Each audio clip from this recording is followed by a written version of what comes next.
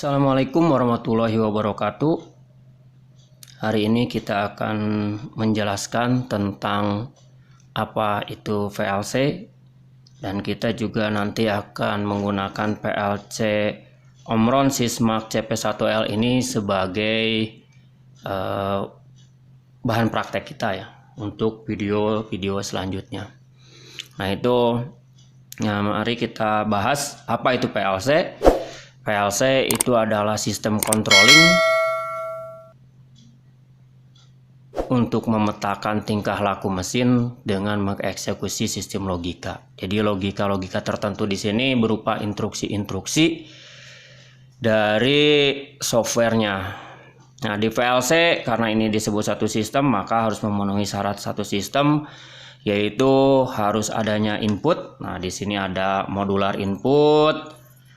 Ya, modular input ini atau interface input ini adalah jembatan bertemunya antara external input berupa push button, switch atau sensor ya, dengan instruksi logika yang ada di dalam proses. Nah, jadi sistem yang kedua dari PLC itu adalah proses ya. Jadi di proses ini nanti ada untuk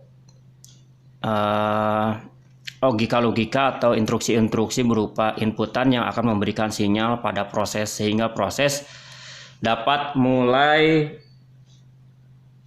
membuat perintah gitu ya, yang nanti prosesnya akan diberikan kepada output eksternal berupa instruksi juga. Nah, nanti akan ketemu di modular output. Jadi ini mana modular output ini juga adalah jembatan pertemuan antara output eksternal dengan output eksternal dengan input internal. Jadi input internal berupa instruksi logika, sedangkan output eksternal bisa berupa lampu, bisa berupa kontaktor magnet, bisa berupa heater yang satu pasang. Nah, di Omron Sysmax CP1L ini selain komponen dari modular input dan modular output, di sini juga ada baterai ya. Ini baterai untuk mempertahankan memori, karena di proses itu ada beberapa komponen ya. Di blok proses itu ada power supply yaitu berupa baterai, ada memori untuk menyimpan semua data pemrograman di dalam PLC, dan ada CPU Central Processor Unit untuk mengelola semua perintah dari instruksi-instruksi yang kita pakai.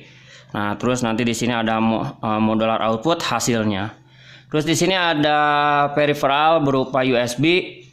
Terus di sini ada analog ya, 2 analog. Terus di sini ada deep switch untuk mengatur pemakaiannya. Terus di sini ada indikator power, indikator run, indikator alarm, indikator peripheral dan backup. Nah, selain itu di sini ada untuk expansion ya. Jadi untuk penambahan berapa input dan output yang dibutuhkan. Dan di sini ada option board ya. Nah, ini option board ini kita bisa gunakan untuk, misalkan contohnya option board untuk menggunakan kabel RS232. Nah, pemrogramannya kita bisa pakai RS232. Jadi kita pakai option board, atau kita mau menggunakan RS485 ya atau 482. Nah, di sini kita sambungkan seperti ini. Jadi di sini ada 2 buah option board, atau kita mau menghubungkan dengan Ethernet ya. Nah, ini kita tinggal nyambungkan seperti ini. Nah, tuh, jadi komponen-komponen yang ada di Omron CP1L ya. Nah, di sini juga bisa dilihat ya. Nah, ini ada Omron CP1L M40DRA. Jadi CP1L itu adalah tipe PLC-nya, karena tipe PLC yang dari Omron itu banyak ya. Ada CP1H, ada CP1E, ada CJ2M dan yang lain-lainnya. Nah, ini tipe PLC-nya adalah CP1L. Sedangkan huruf M ini menunjukkan bahwa programnya hanya diprogram menggunakan USB port. Nah ini USB port, tapi kalau di depannya ada tulisan E atau EM, maka di programnya menggunakan Ethernet ya, biasanya disimpannya di sini di Ethernet. Jadi huruf M di sini menunjukkan bahwa untuk pemrogramannya kabel datanya menggunakan sistem USB port. Sedangkan angka 40 ini menunjukkan I/O ya. Jadi di sini 40 I/O. 40 I/O itu berarti 60%-nya adalah input. Berarti kalau 40 I/O 24 input dan 16 output. Sedangkan huruf D ini saya tidak menemukan semua datanya dari di huruf C, di PLC CP1L ini. D ini jadi konstan ya, semua di jenis PLC ada huruf D-nya. Sedangkan untuk huruf R di sini adalah outputnya dia berupa relay atau T berupa transistor. Dan huruf yang terakhir adalah huruf A, itu adalah power supply-nya. Power supply yang akan digunakan untuk menghidupkan PLC ini. Ya, ini PA-nya. Untuk PLC ini adalah jenisnya AC. Kalau D berarti DC. Nah, di sini ya. Nah, di sini ada huruf.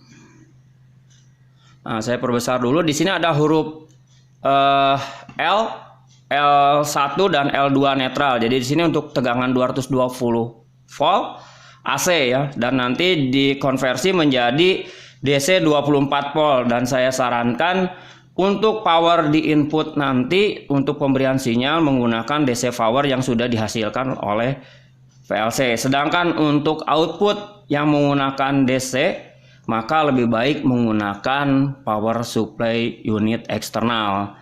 Jadi DC input ini berarti semua dipakai oleh DC yang dihasilkan dari PLC itu sendiri. Sedangkan untuk eksternalnya atau output eksternalnya kita gunakan power supply dari luar.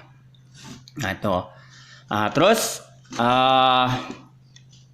di sini ada word atau channel ya. Jadi karena 24 channel dan satu channel itu dia dikasihkan wordnya 0 dan 1, dan satu channel itu hanya membuat 12 bit. Jadi di sini akan ada alamat 0.00 sampai 0.11, dan yang channel kedua adalah satu channel, jadi 1.00 sampai 1.11. Sedangkan untuk output itu wordnya digunakan angkanya 100 ya, yang terbaru. Kalau yang lama itu 10 biasanya. Ya, kalau yang terbaru 100, maka bitnya nanti 100 itu wordnya, maka bitnya adalah 100.00 sampai 100.07.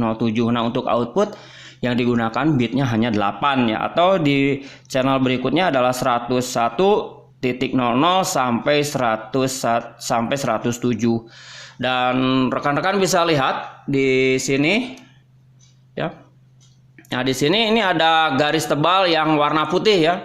Nah ini menunjukkan bahwa satu kom ini hanya melayani 00, dan kom yang satunya lagi hanya melayani 01, dan yang sedangkan yang ketiga ini dia putihnya ke sini dan ini ke sini, sehingga dia melayani 02 dan 03. Sedangkan kom yang keempat itu tebalnya di ujung ya. Jadi kom ini melayani 04, 05, 06, 07. Jadi kom itu adalah untuk sumber yang akan dipakai. Jadi di PLC ini kita bisa gunakan si kom outputnya ini adalah bisa AC atau DC. Sedangkan input itu wajib hukumnya menggunakan DC.